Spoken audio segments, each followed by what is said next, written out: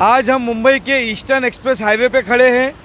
ये विक्रोली का वही इलाका है जहाँ से आप मेरे पीछे देख सकते हैं कि गाड़ियों का काफ़ी बड़ी तादाद का एक अंबार लगा हुआ है और ये यहाँ से भिवंडी नासिक हाईवे तक ये रास्ता जुड़ता है।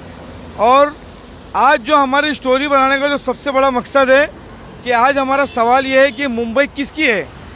ये मेरे सामने आप देख सकते हैं, मैं विजय जी से बताना चाहूँगा कि बहुत बड़ी ज़मीन है यहाँ पर।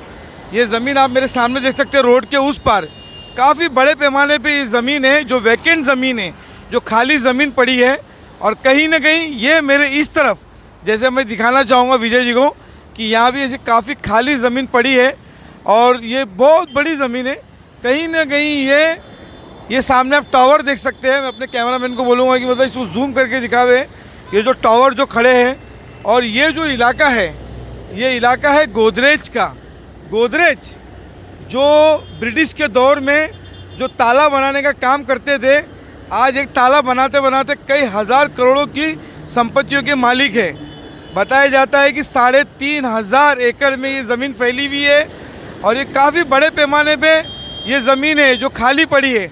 बताया जाता है सूत्रों के अनुसार कि जब ये ईस्टर्न एक्सप्रेस हाईवे बनाने की जब प्रशासन के जब प्रयास था तो गोदरेज से सरकार को बात करना पड़ी थी।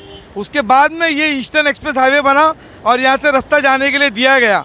बताया जाता है कि मतलब कहीं ना कहीं जो हज़ारों एकड़ ज़मीन खाली पड़ी है, कहीं ना कहीं हज़ारों योजनाएं यहाँ लाई जा सकती थी। हॉस्पिटल बनाए जा सकते थे, स्पोर्ट्स कॉम्प्लेक्स बनाए जा सकते थे। लोगों को कहीं ना कोई हर चीज़ यहाँ मुहैया कराने की सरकार प्रयास कर सकती थी। पर कहीं ना कहीं सरकार की जो नाकामियाँ हैं वो खुलेआम नज़र आ रही है कि आज मुंबई में इतनी बड़ी ज़मीन होने के बावजूद भी कहीं कहीं लोग परेशान हाल ही है। हमारे साथ जुड़ते हैं श्री एन.आर. पॉल जी। आइए हम उनसे बात करते हैं। सोशल वर्कर है और जानने की कोशिश करते हैं कि आखिर ये राज क्या है और ये माजरा क्या है जो ज़मीन इतनी खाली पड़ी है गोदरेज कंपनी के बारे में। आइए जानते हैं एन.आर. पॉल जी से। पॉल जी, ये जो ज़मीन बताई जाती है कि गोदरेज की है, 3,500 एकड़ में फैली हुई है, ये क्या है ये राज? मतलब जो अभी तक ये राज लोगों को मालूम नहीं है, मैं आपके बयान से पता चलना चाहता हूँ। हम लोग ये जानते हैं कि मुंबई किसका है। आज मुंबई में वाकई में जो मुंबई का भूमि पुत्र है, मुंबई का वार है। अगर यहाँ के जो लोकल लोग हैं, जो यहाँ पले बड़े हो गए, अगर इनको कोई ज़मीन लेना है मुंबई के अंदर, अगर यहाँ 300-400 स्क्वायर फीट का फ्लैट लेना है शहरों के अंदर, उसको कम से कम प्रॉपर्टी टैक्स कम से कम 3-4 लाख 2-2.5 लाख रुपए देना पड़ता है। इसकी वजह से आज इधर जो प्रॉपर मुंबई का है वो मुंबई का बाहर चले गया, टिटवाला चले गया, कोई ताना चले गया और मुंबई में बड़े बड़े पैसा वालों के राज हो गया। टाटा गोदरेज की बात है, ये कम से कम 3,450 एकड़ में फैला हुआ ज़मीन है चारों बाजू में। और ये 1947 से पहले ये लोग जो गोदरेज है मामूली से वो ब्लेड जो ऑपरेशन जो ब्लेड बनाते थे उसमें फेल हो गया।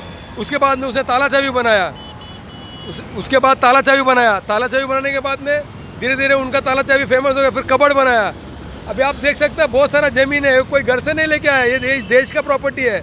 कम से कम सरकार को कम से कम ये 4-10-20 एकड़ में ज़मीन लेके यहाँ पर हॉस्पिटल, आज हॉस्पिटल की बहुत ज़रूरत है हिंदुस्तान में।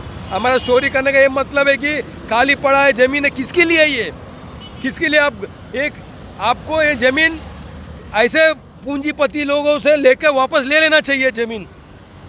मैं सरकार से ये अपील करूंगा कि जितने भी ज़मीन है, जितने भी करोड़पति लोग हैं जो ज़मीन जो कब्जा करके रखा है, आज यहाँ के जो गरीब जो लोगों को ज़मीन नहीं रहने के लिए इनका ज़मीन फौरन वापस लेना चाहिए और यहाँ पर अच्छे अच्छे हॉस्पिटल, लोगों को अच्छे अच्छे स्कूल कॉलेज बनाना चाहिए ताकि देश आगे बढ़े।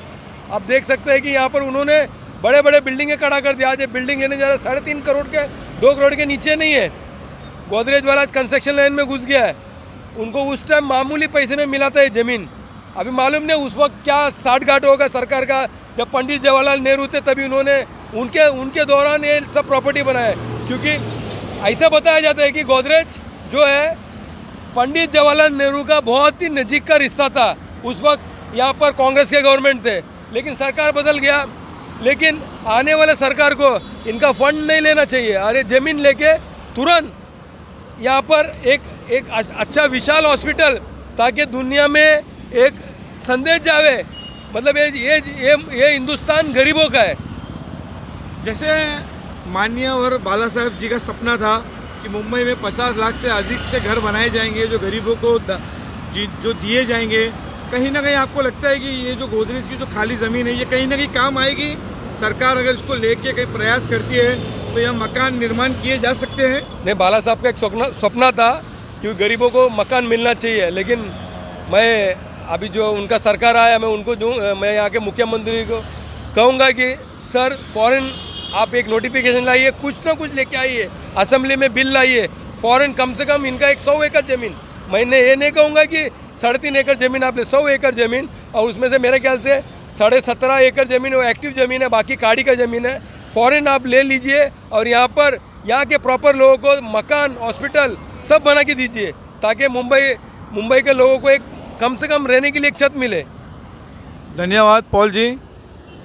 अभी हमारे साथ पॉल जी थे जिन्होंने हमें काफ़ी जानकारी दी और बताया कि मतलब किस तरीके से सरकार की जो नाकामियाँ नज़र आ रही है।